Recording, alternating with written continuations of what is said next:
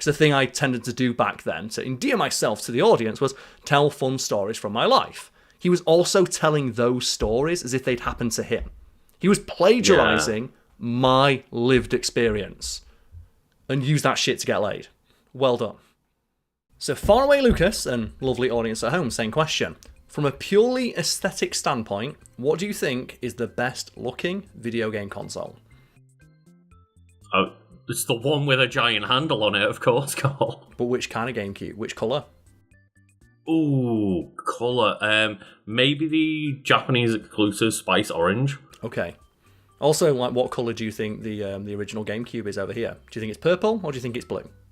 Because it's apparently a big argument, right? People don't know if the GameCube is purple or blue. You heard about this? My default answer was I thought that the UK and US preferred to have the black. I thought that was more popular, but I have had this discussion on social media somewhere at some point where just I said the purple GameCube, and people were like, there's no purple GameCube, it's blue. Joe, I've got it in the other room. I'm going to go get it right now. It's fucking purple. Wait here.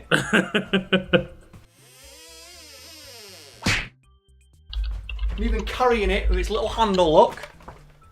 This shit, it's purple. That is unequivocally purple. This is not like The Dress, where people like it's based on lighting. This is purple. I am wearing a blue shirt. It is purple. Yeah. I do not understand how people can say this is blue. It is purple. Also, do you want to guess what game's inside my GameCube? Give you 2 guesses. Oh, okay. I'm not looking at Karl's GameCube right now, so I don't know if he's showing off, but, like, I don't know what GameCube games you played, because my first answer was going to be Wu-Tang, but that's a PS1 game. You're close. It's going to be close with stupid. a hip-hop inspired fighting game. Oh, is it Def Jam? It's Def Jam Fight for New York, yeah, but I can't show the disc, because the disc is, like, this big. Little baby disc. It's right there. Oh, gets the dropkick follow. Look at the damage. Wow. He is in danger, blazing up. Guarantee he's dead. My man Ludacris needs the potion or something, bro. The potion ain't coming through right now. Oh, nah. Damn. Damn. Stop. Oh, the bare feet curb stomp to end it. The beat on the chest, David Banner. Hey, wait a minute, bro. Hey, you ain't gonna be stepping on my favorite rapper like that, bro. Success in a creative field is, by the amorphous nature of art, hard to define. But I feel it is at least somewhat fair to describe success in terms of raw, hard numbers. In which case, it is arguable one of the most successful, prolific photographers alive today, exclusively, or near exclusively, takes pictures of video game consoles. That's such a, like, weird niche. Not because, like, game consoles don't exist and aren't popular or anything, but just, you think about video game consoles, and that's maybe, like, on average, maybe one release every single year. But when you think about video game consoles, it's not just the consoles. There's also the accessories. There's also the different versions of each console. There's also the different angles. For example, if you were going to show off a GameCube, if you showed it from the front, does that get across everything about a GameCube that makes it visually distinct? You'd also probably want it from this angle, right, to show off the handle. But then you probably want a profile, like to show, like, similar to advertising copy. But then you'd also want a photo of the ports on the back, right, to show the inputs that it has. And then you'd also probably want to have photos of each of the things that can connect to this. And then each of the peripherals, each of the colour options. You probably also want, like, you know, different versions, prototypes, special editions. They'd all want photos, right? Not to mention, we're not just talking, like, mainline consoles here, Lucas. We're talking, like, all the crap from, like, the 80s and 90s. Some of you believe your system is the most advanced in the universe. Let's review the numbers. Sega Genesis is 16 bits. 3DO is 32 bits. The Atari Jaguar is 64 bits. Which is more advanced? Clifford! 16 and 32 are less than 64. So with 64 bits, 3D graphics, real-world animation, and lightning speed that you can only get with Jaguar, which is more advanced? Well, Karl didn't even mention the bottom, where the GameCube player can be plugged in. Put all this stuff in there, right? So when you think of it in that sense, just one console, you're probably going to want a couple dozen photos at least. And the person who has tasked themselves with taking those photos is one, Evan Amos. I'm Evan Amos. I'm a photographer. I live in Brooklyn, and I take a whole bunch of pictures of stuff that I put on Wikipedia. And they are a hero of the internet age and video game players and video game fans everywhere. Because if you have ever gone online, like right now, Lucas, I want you to just name a console. Any console off the top of your head. PlayStation 3. PlayStation 3. Okay, so just right now on Google Images, type in PlayStation 3. Folks at home, you can do the same thing. So go to Google Images and click on the first image. It's most likely the Wikipedia page for a PlayStation 3, right? It was, because Google's fucked, it was actually an Amazon UK listing for the super slim PS3 that looks like shit. Okay, so ignoring like weird algorithmic nonsense trying to insert shopping links into your searches, what's the first link? I imagine it's Wikipedia, right? The second image was a picture from Simple Wikipedia, which is just Wikipedia using simple English, not complicated English. Okay, yeah, so if you'd like to click on that image and then follow it through to the details. Yeah, author Evan Amos. Yeah, and you can do that for any video game console that has ever existed, because since 2010, Evan Amos has tasked themselves with taking a picture of all the curves and features of every video game console from all of history, including all the obscure, weird ones no one remembers. Like the Jaguar or the Odyssey, and all the attachments and accessories and stuff that would be used to interact with or play on those consoles that are now forgotten. But they're not forgotten, at least not on Wikipedia. I was taking photos of video game consoles and putting them on Wikipedia. And I had reached a wall at some point where I couldn't get any more consoles because really they're physical objects and you kind of have to have them. Yeah, when I was curious, because they only showed 2 of the models on the simple English version, I went to the just Wikipedia page for PlayStation 3, and of course, yeah, the 3 consoles are all pictured together, and the author is Evan Amos. Yes. And you can follow that rabbit hole all day. Because this is what inspired me to write this article. Because I was getting a picture, I think it was a GameCube or a PS2, and because if people don't know, if you don't make content online, when you're looking for an image of something like, say, a GameCube, that image might be copyrighted. And you don't want to have copyrighted images in your content, because, especially if it's Getty have like an awful habit of like sending like weirdly threatening cease and desist to websites and like content creators. So you want to make sure that that image is either copyright free, for example, in the public domain or something like that, or it's a marketing image. Because normally you get away with using marketing images. So, like, for example, when we put in pictures of celebrities in the background of fact theme videos, we try to not use stock images from Getty, but use like a screenshot from an interview they've given, or like, a still from a movie, because that's less likely to be copyright struck. You still could, because there is a copyright holder to it, but it's easier to argue that as fair use. Or, you go to the Wikipedia page where just for some reason, certain people who find celebrity pictures on Wikipedia always try to find the worst picture possible to put up of the celebrity. And usually that's because the only image Wikipedia can put on its page is one where the copyright has either been released under the Creative Commons license, which is common on Wikipedia, or into the public domain. And there are people out there who've taken it upon themselves to try and help Wikipedia and other similarly altruistic endeavours have access to high quality images of things that people might be interested in, like celebrities. And if you go on Wikipedia, right, you've no doubt had this, Lucas, editing of you need a picture of a celebrity, it's always them from Comic-Con, right?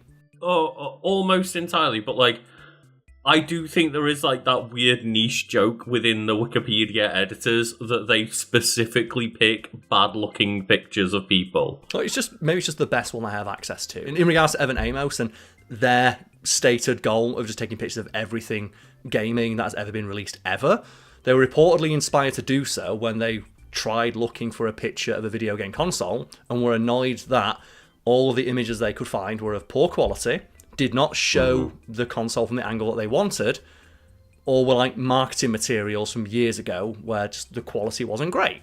So they said to themselves, well, these are important things. These are items that have a storied history and are still relevant to this day, even if their relevance is just serving as a historical snapshot of where gaming was at the time. These things deserve to be documented in high quality. Also, the fact that they're not is really weird, given that some of them are not even that old. Like, why, for example, is there not a good high quality image of a PlayStation 3?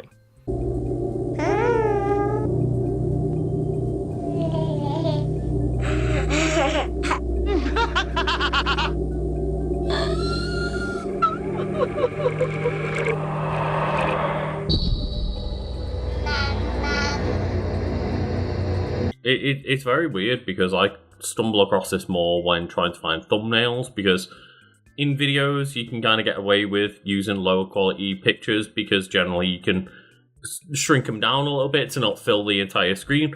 Thumbnails, they're at at least 720p when it comes to YouTube stuff. And yeah, a lot of the time are going to be viewed on a mobile screen, but sometimes are viewed on like a giant 4K television. Like my mum, and when she watches my video, she watches it on her giant ass like 60-inch television. And I've told her, Mum, when me on the screen is bigger than I'm in real life, that's too high definition. That is a D that I do not want to be viewed in. It's 2D, right? But even going to like press kits for a lot of things.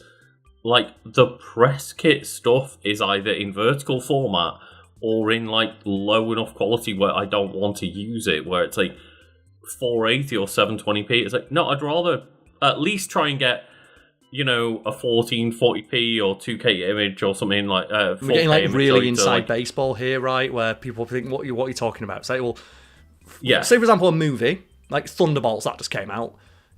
If you are writing about Thunderbolts, generally the studio will release a press kit, as Lucas said, and that'll have some nice high quality images of the movie, some stills, maybe some actors' headshots of them in costume, or those promotional stills that you're probably seeing floating around for movies and projects. And they say you can use this for commercial purposes within reason.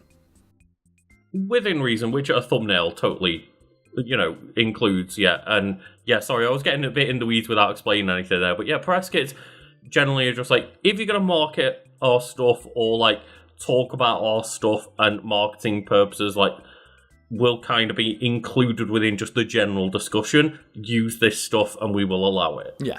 Like they've released some stuff like in high enough quality where the hopes is that most websites will use that, and if anyone out there happens to read a lot of content related to media, you probably notice that a lot of the websites use very similar looking thumbnails or like header images or images in their article or the body of the text, because they're the ones that were freely released. And in they're regards the ones that were high quality, released in a press kit and approved for use. So most people, including like a lot of time myself, will use them. But I noticed, like, even going like back 10 years, like the press kits are like often really low quality in terms of like the pixel count on the images. Or like just they no longer exist. And there are cases where people have taken it upon themselves to track those things down. I know there's that like Twitter account, right? I'm not sure if it still exists because Twitter's a shit show now, where they just here like high quality like scans of like CG renders from like Rare's heyday back in like the 90s and early aughts. Right? Or people who like scan photos or images of like from magazines and stuff, right? Like old ads. Right? Or like people who like take it upon themselves to collect and collate lost media, or to prevent things from becoming lost media.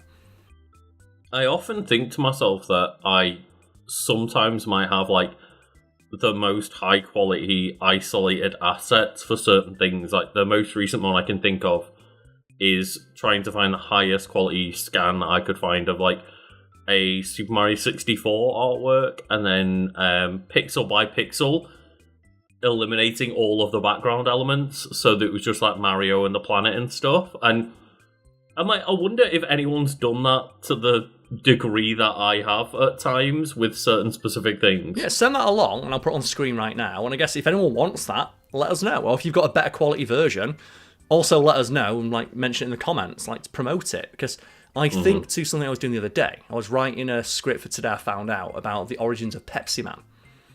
And while I was researching PEPSIMAN, I encountered there was this playlist like, here's every PEPSIMAN advert in HD. I was like, and when you see that normally, it's like, oh, is it fucking AI upscaled and looks like shit? It's like, oh no, this is just weirdly high quality, like HD footage of the PEPSIMAN ads when all the other ones are in like 480p or worse.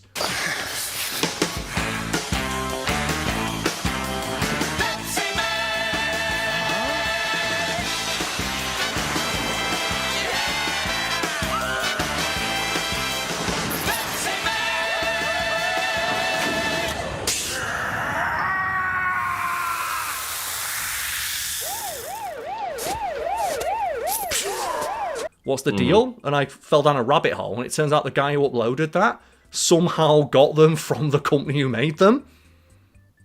And he made like a retrospective on PEPSIMAN and just got access to those. It's like, hey, here's a shout out to the dude. Like, your research proved invaluable for my own script on the origins of PEPSIMAN. And those high quality clips were very, very useful. You may have noticed that the quality of these videos is much higher than anywhere else on the internet. So many of the PEPSIMAN videos readily available elsewhere online were uploaded nearly a decade ago on the earliest form of YouTube, where every video was compressed into 240p digital slush. And a lot of those videos are rips from VHS tapes, further increasing the generation loss. Luckily, I was able to uncover lost HD copies of the commercials, which you are now seeing for the first time outside of Japanese television. Just that dude just cracked them down, but that wouldn't otherwise not existed if not for one person taking it upon themselves. But hey, this thing should exist, I'll go make it. And that's kind of what happened with Evan Amos. He was just, there should be good quality pictures of these things. And I'm annoyed that there's not, so I'm just going to do that. And in addition to taking pictures of video game consoles, take pictures of things like vinyl records and candy bars for just stock image purposes.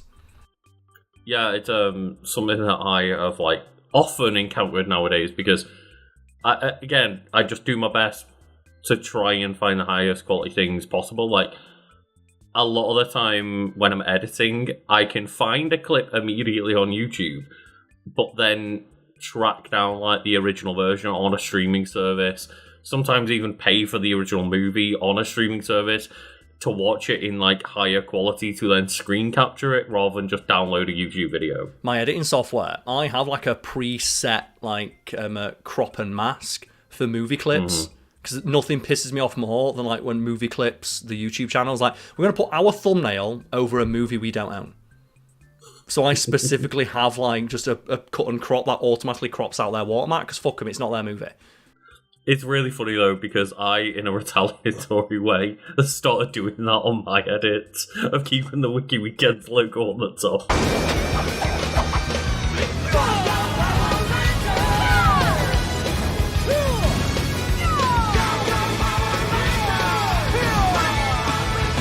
Yeah, it annoys you don't own it. And when we put in clips from other people's stuff on both FactFiend and Wiki Weekends, which is linked below, the second channel we run, I always endeavour to credit the person responsible and put a link to their stuff below.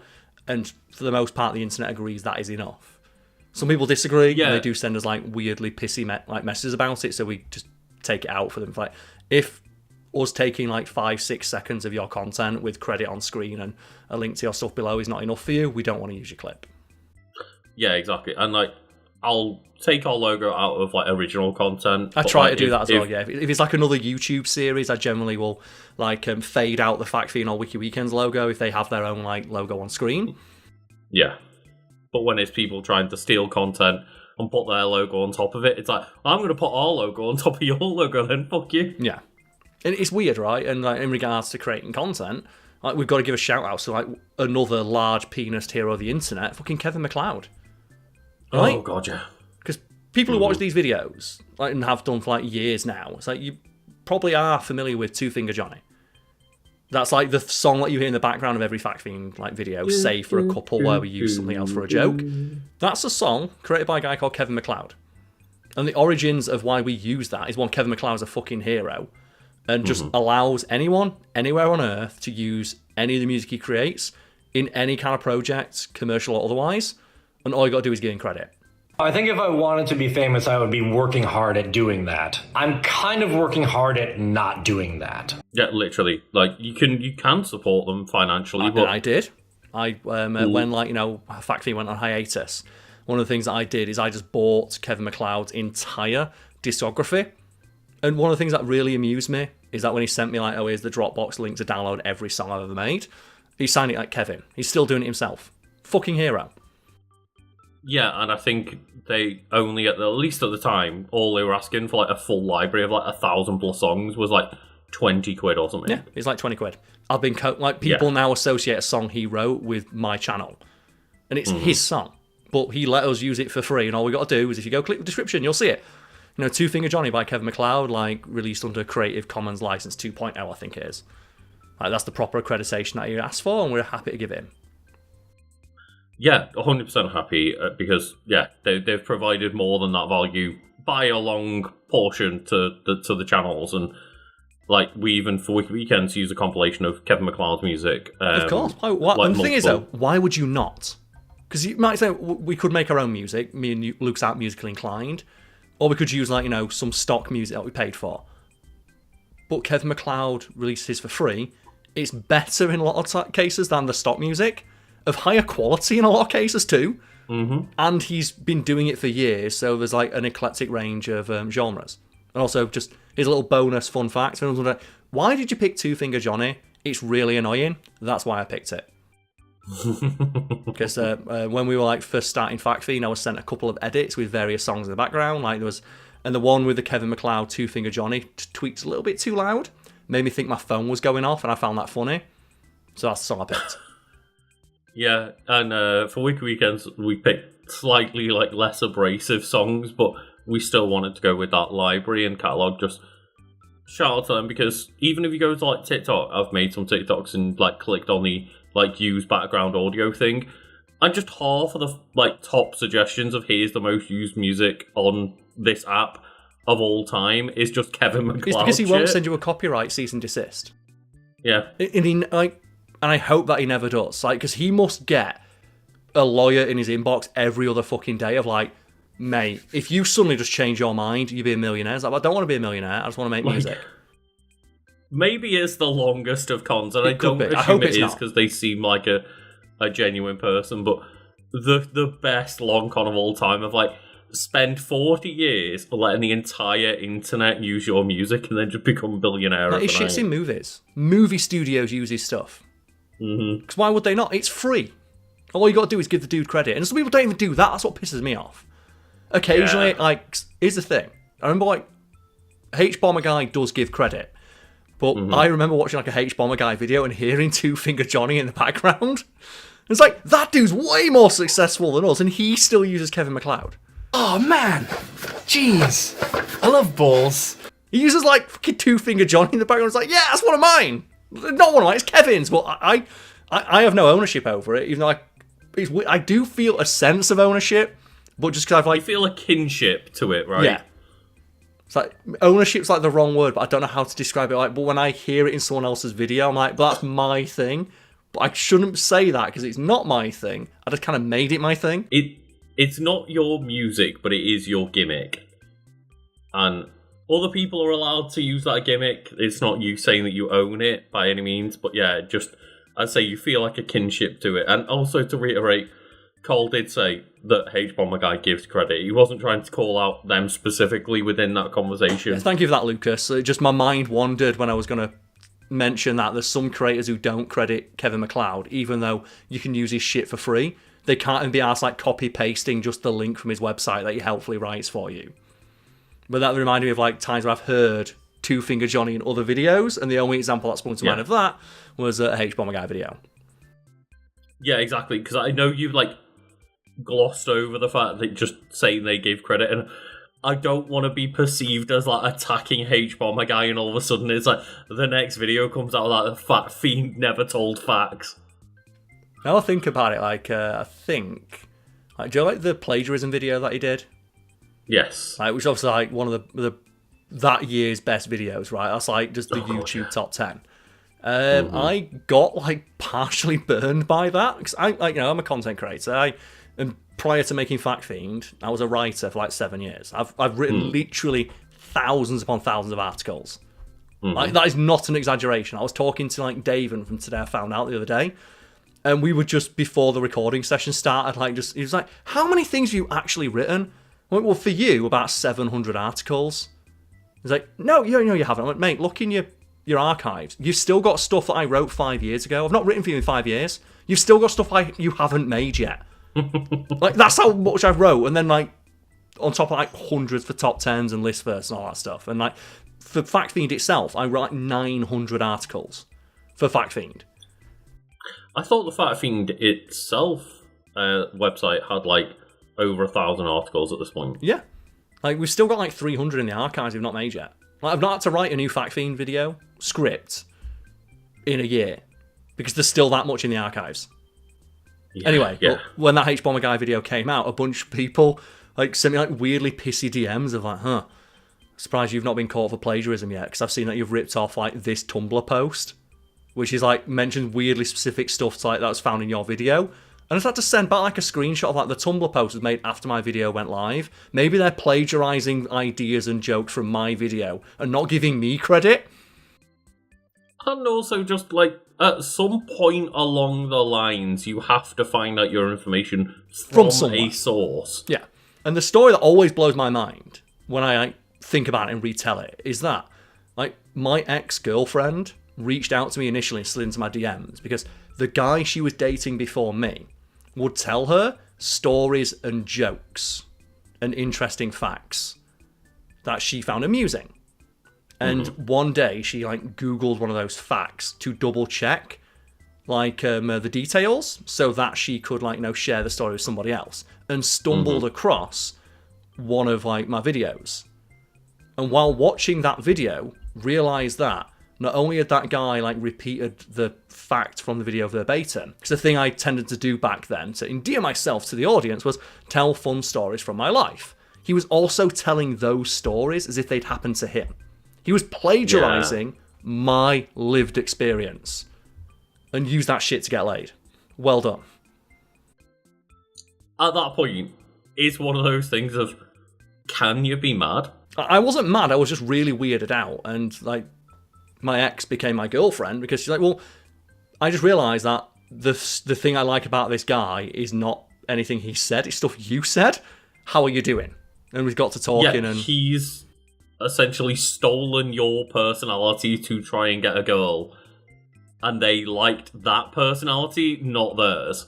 I just felt that's just such a weird fucking thing to me that happened. Yeah.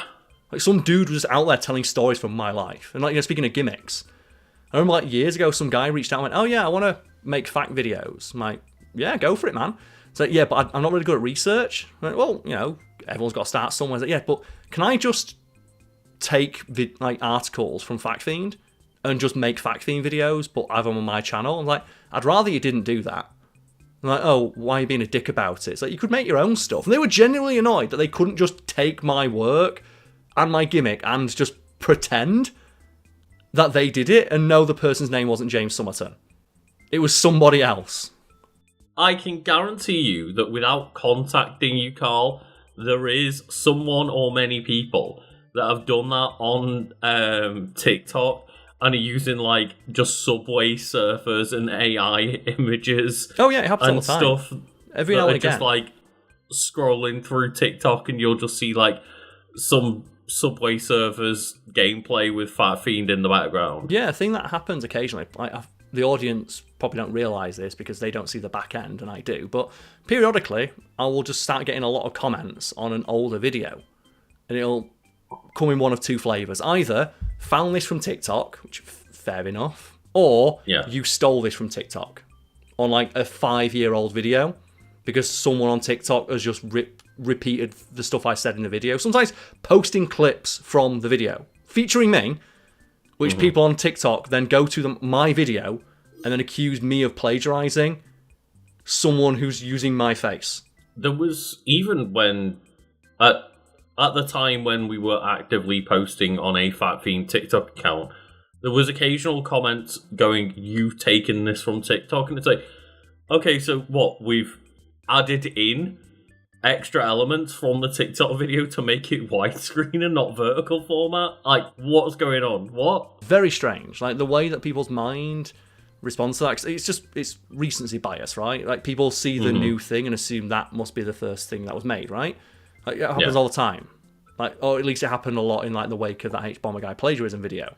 Like, a bunch of people were seeing stuff on Tumblr, and they saw that first, so assumed that was the original, and didn't bother to look at the date anything was posted. I did it the other day. There was a comment on the video where we discussed Hot Fuzz, and in that video we mentioned a detail of a fun fact about Hot Fuzz when they used the clip of Point Break where like Patrick Swayze is like running off and like Keanu Reeves can't do it. He can't shoot him. He just loves him too much. He fires him. He's like, ah!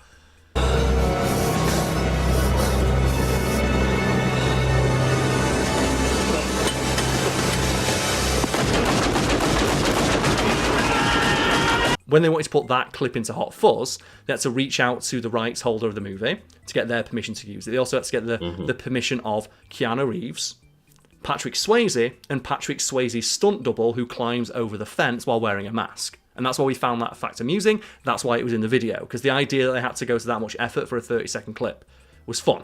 I got a comment on that video of like, this doesn't track because Patrick Swayze is dead. And I was like, he was alive when they made Hot Fuzz.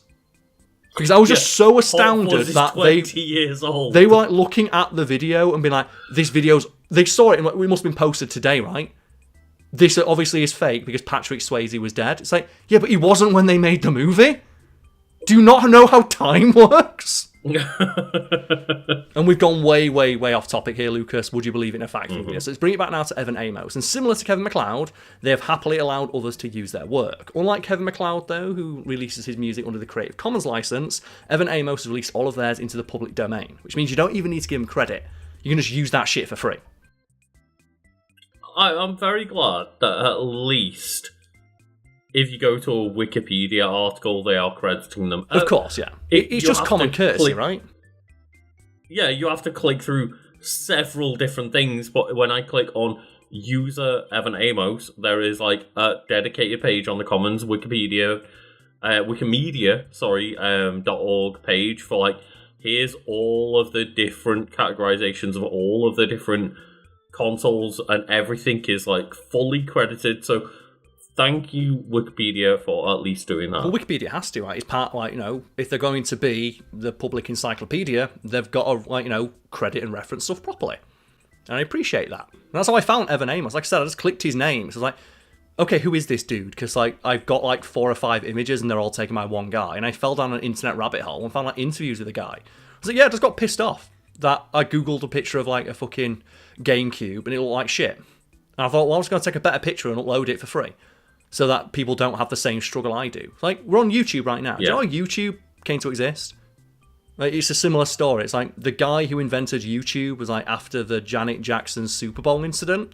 Do you know, like Justin Timberlake like ripped her top off and like showed a breast? We can't put a clip in. It's obviously boobs and YouTube. But the guy who invented YouTube was like, he looked for that clip and couldn't find it and thought to himself, well, why isn't there just a place on the internet full of videos where if I wanted to find a particular video, I can just search for it?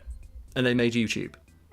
Imgur, like basically one of the biggest image hosting websites. Some guy on Reddit made that. Where just like on Reddit, it's like, oh, well, every image hosting service we use to like post images to Reddit fucking sucks. Can someone make a better one? Some guy like in a link like, yeah, I made this one. It's called Imgur. Go nuts. Well, and Google Images was either created or popularized because people were trying to search for the J-Lo dress, right? Something like that, yeah. Like a green, I think it was J-Lo, a green dress that was worn at like an event. Some engineer at Google noticed there was like a big spike and went, maybe we should like capitalize on this. Which is slightly different because it's not them inventing a whole new thing. But man, of course, yeah, but it's in essentially inventing a new part to a platform, right? But just like, yeah, I respect that so wholeheartedly. Of just, fuck it, it annoys me. It annoys me that this thing is like this. I'm going to fix it for free. Yeah, 100%. And one thing that I will shout out is just the juxtaposition between what YouTube was invented of like, oh, I want to see sexual assault happen, and the first video being posted of like, hi, I'm at a zoo.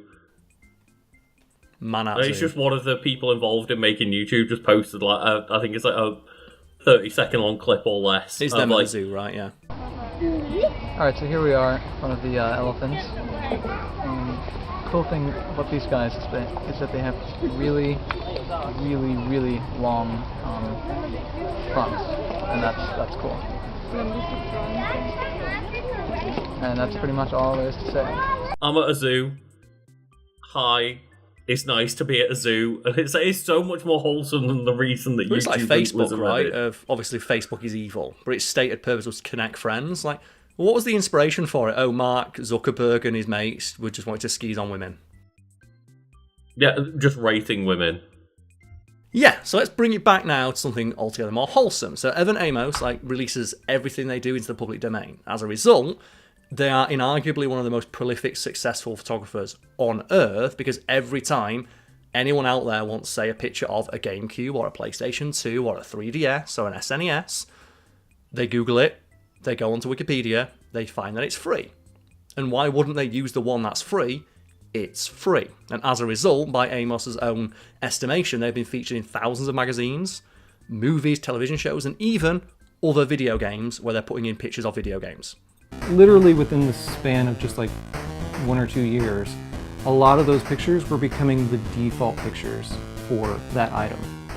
Like if someone does a YouTube video about the Super Nintendo, they're going to show my picture when they're talking about it.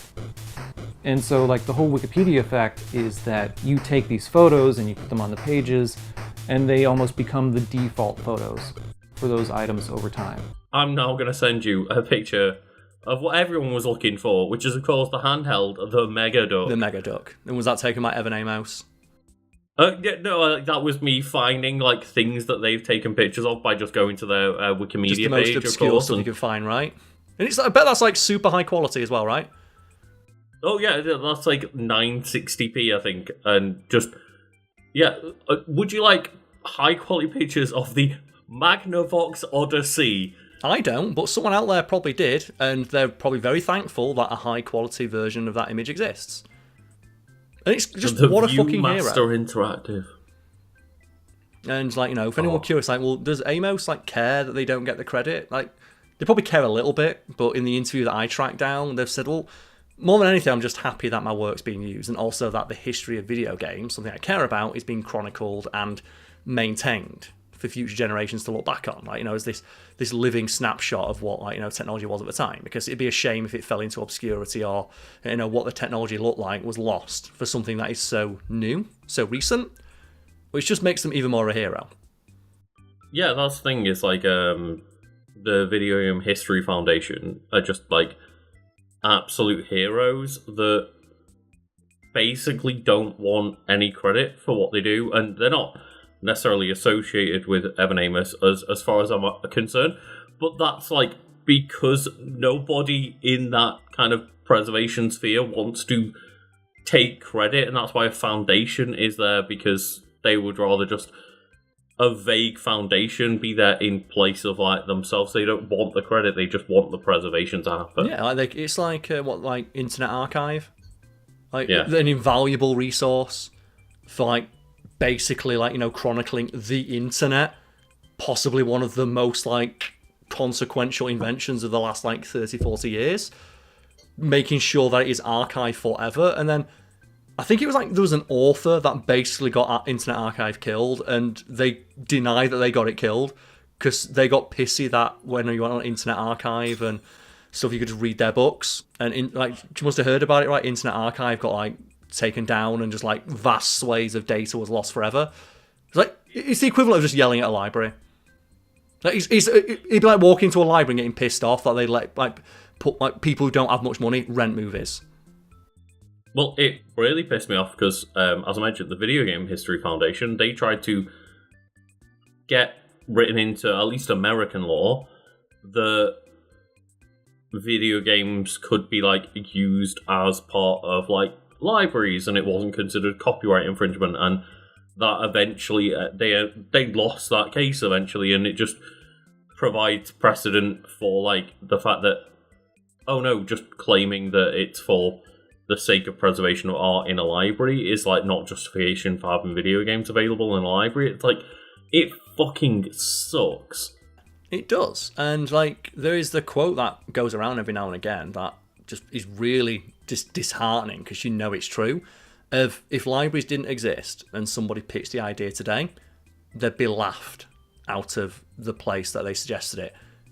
And just people would laugh at them, right? Of like, what do you mean?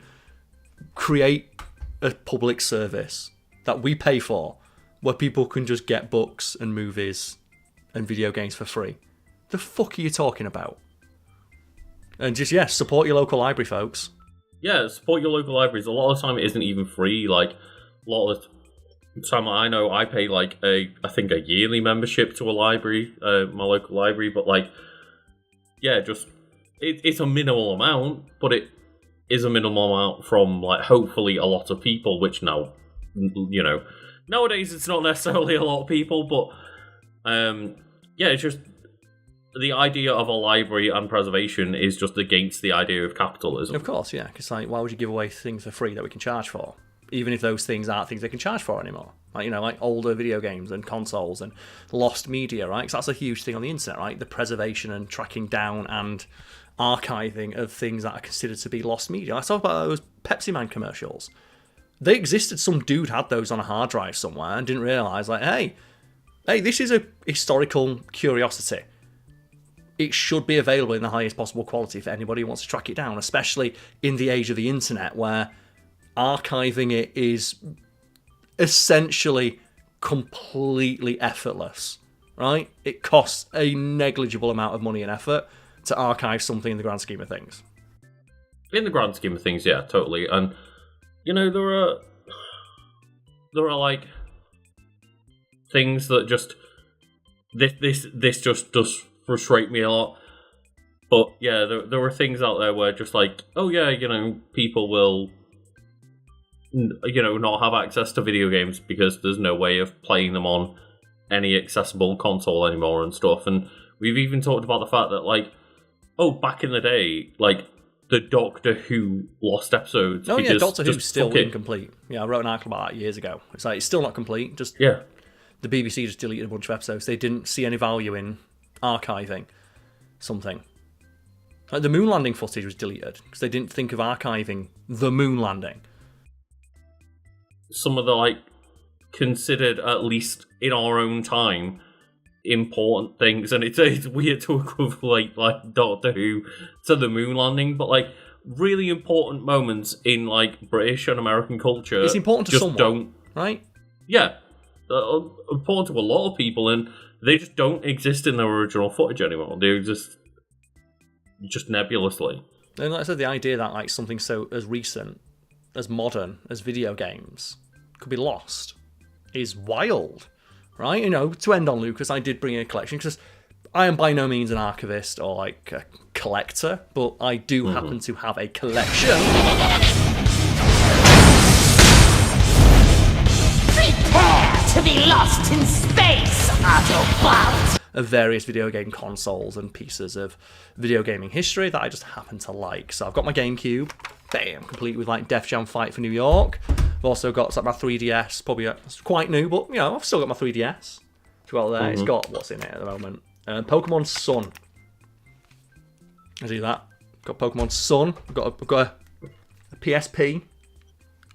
Remember the PSP? What game's in my PSP actually? How'd you open this up? No game. Because there were no games for the PSP. Oh, Monster Hunter Freedom Unite. I was must have really like capturing footage of that. You know, like, fair play, because Monster Hunter is one of the series that actually originated on PSP, right? Like, I have like my SNES. Most of the PSP's lifetime was just, oh, we made bad PlayStation 2 games, but yeah, Monster Hunter. Yeah, it belongs on a handheld system. It's like Monster Hunter Freedom Unite, let's fucking go. Made a Wiki Weekends video about it. Yeah, my SNES. You can see it's a bit weathered. I know it had stickers put on it that I've peeled off, but like, yeah, it's sun weathered. And at some point, presumably, it's going to stop working. Like every like year, I plug in all of these old consoles to make sure they all still work. And one day, I expect to turn this on, and it won't work. And that'll be a sad day. Because, you know, it's literally part of my childhood. Like I played this when I was like 6, 7 years old with my brothers. It'd be a shame, like, to get to a point where this no longer works, and those memories are essentially just memories, not something I can like physically like interact with. That has like a tactile thing that I can touch and hold in my hands. Yeah, and like got PS2, PS1 here. There's no game in it, unfortunately, but I think the laser on this one's gone. The laser is like, it's sunken in. Shame, right? It is a shame, because even trying to preserve things in a physical form is going to have its problems of, like, you know, discs degrading, lasers stop being, you know, usable, and, you know, just general, like, cartridges and stuff degrading over time, batteries running out, and yeah, it's tough, and it's something that I do believe in. And Karl, you did show like your GameCube there, and we started this video to go full loop with the discussion on the color indigo. Yes. Which is officially what the GameCube is labelled as. And indigo is purple. Well, it's bluey purple. Blue, indigo, violet on the rainbow, because indigo is between blue and purple. So I can see why, but it's more purple than it is blue. Because I'm wearing a blue shirt, this is fucking purple. I always saw it as purple, and I got really confused when people called it blue. However, like, Wikipedia's come in to stab us in the back. Which is? Because it says indigo is a term for a number of hues in the region of blue. But then the second link that I found, which was from Sessions College on Colour Feel, was that indigo is a rich colour between blue and violet on the visible spectrum. It's a dark purplish blue. So, like, I can understand the debate, but to me, there's never been a debate. It is... If indigo... It's more purple than it is blue, even if you want to describe it as bluey purple.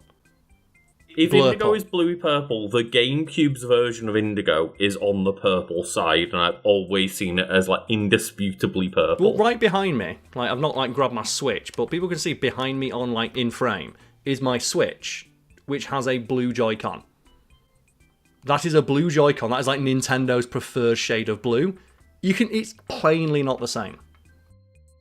Yeah, it is a neon blue Joy-Con behind you, but, like, that GameCube is purple. Yeah, well, I've got in front of me now my lighting. I've got a button here, so this is like just a LED lighting that I use for like things. So it's got a setting on here, so I can put the blue lighting on.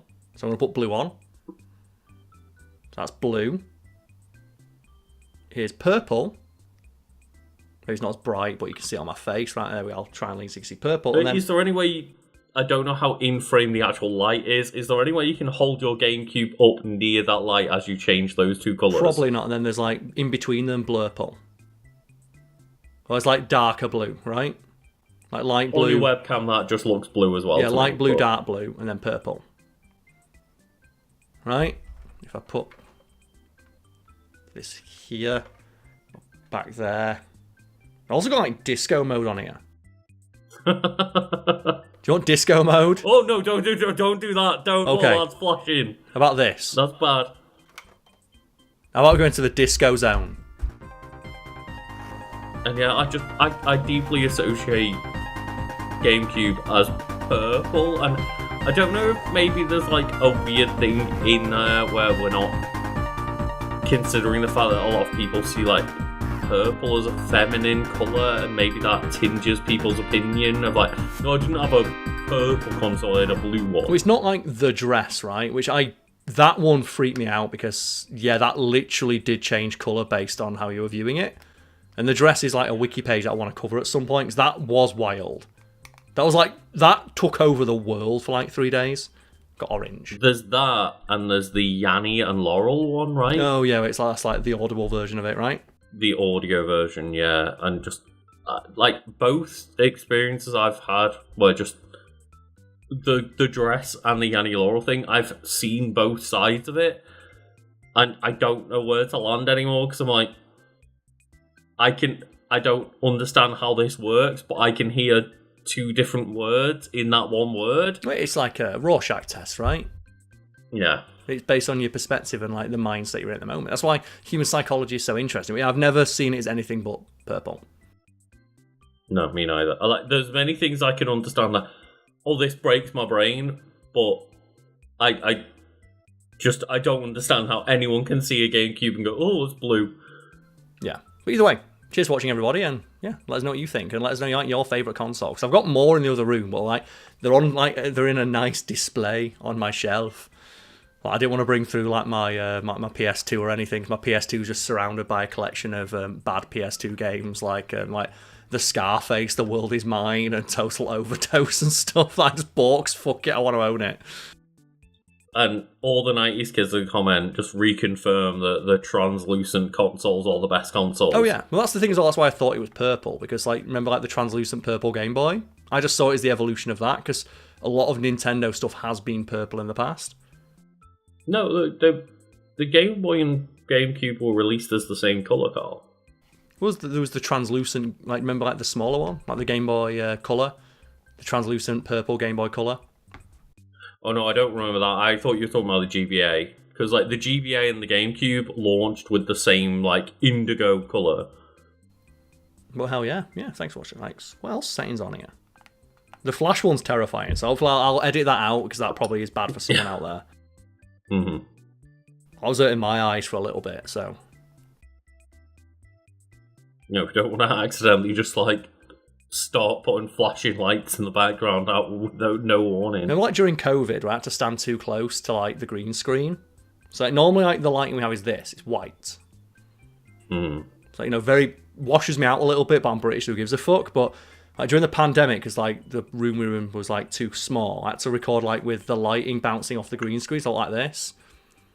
And a bunch of people was like, are you okay? Like, you got, like, jaundice or something? It's like, no, I'm just, like, the reason I look green is I'm stood next to a green screen. Yeah, you've got multiple lights bouncing a green light back onto your face. What colour looks best? So even with editing software to try and, like, desaturate the green a little bit, that then just, like, desaturates your face a little bit as well. So either way, it made you look a little bit unwell. Either way, cheers.